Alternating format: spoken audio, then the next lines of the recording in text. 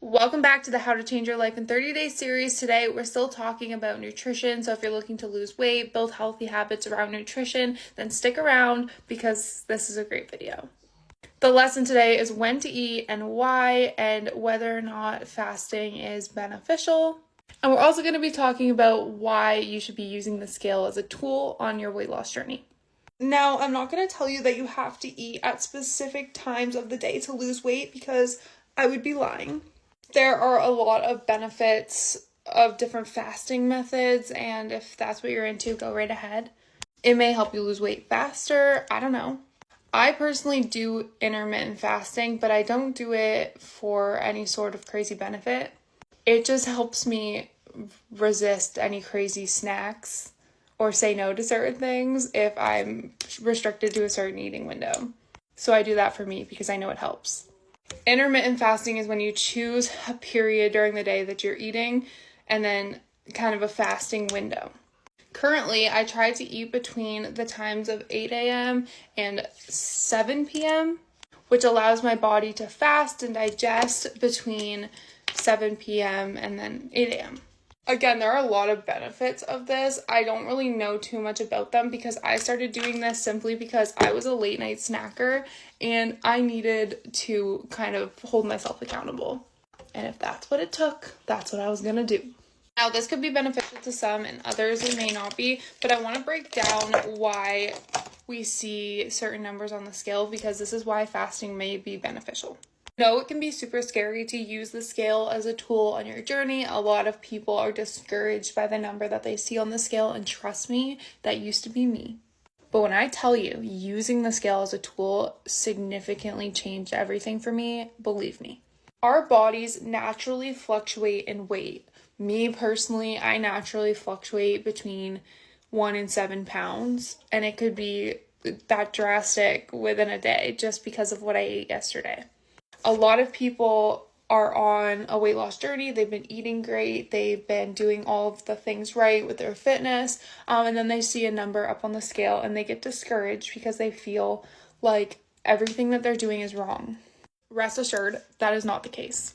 Like I said, our bodies naturally fluctuate, and a few reasons why the scale may be up could have nothing to do with actual weight gain. It could be because you're stressed, you've had lack of sleep, you had salty food the night before, you had hard to digest food, you're dehydrated, your body's fighting an illness, your body's sore from your workout, your body's reacting to a change in routine, which is very common. Your body's reacting to a change in food, new medication, introducing a new supplement, deficiencies. You should always find out your body's deficiencies. Maybe your hormones are fluctuating, PMS, and maybe even your scale needs new batteries. This picture is from Gina Libby's book. I did her course. It was great, but I like to share everything that I learned because her teaching me to use the scale as a tool, again, was a game changer. She also said, do not use the scale once a week because that tells you literally nothing. If you're going to weigh yourself every single Monday and let that dictate your mood, you might as well not use the scale at all because it's not going to give you any real data unless you weigh yourself every single day because you're going to learn about the natural fluctuations in your body. Let me give you an example. My lowest weight so far since being on my weight loss journey is 152 pounds. I can usually predict what the number on the scale is going to be based off of how I feel now that I've gotten so comfortable with this. On the weekend, if I go out with my friends, I'm drinking, I order food after going out, and then I get a Starbucks coffee to treat myself because, this was the routine I was in for a while. Then on Monday, I'm going to be probably about 158 pounds. So if I was doing what I usually did and just weighed myself once a week, I would have been so scared. I would have gave up. I would have thought nothing I was doing was working. When in reality, on Monday, when I'm weighing 158 pounds, if I just drink my water, I get back on track, I do everything I need to do, the scale is going to re-regulate, if not tomorrow, within the next couple days. Just because you're rebalancing your body, you're getting yourself hydrated, you're just getting back on track. This also changed my mindset because I typically, if I have a heavy carb dinner, the next morning I'm up on the scale. I didn't gain weight in one day. I didn't gain weight in one weekend, but the scale is showing that I'm up because of the dinner that I had the previous night. It was heavy carbs, probably high in sodium, and it was probably harder for my body to digest. This allowed me to, in my head, because I didn't want this to happen, because sometimes it did affect my mood at the beginning, I would switch my meals and have my heavy carb meal for lunch, which actually helped me sleep better, which in turn helped me lose more weight. Sleep and stress levels and all of those things are just so important, as well as physical activity and nutrition. Do not forget about those things. I also think that my intermittent fasting window, like not eating after 7 p.m. also helps with my sleep, because my food is digested before I go to bed. My body's not trying to digest anything while I'm trying to sleep. By the time it's the morning, I'm waking up, I feel good.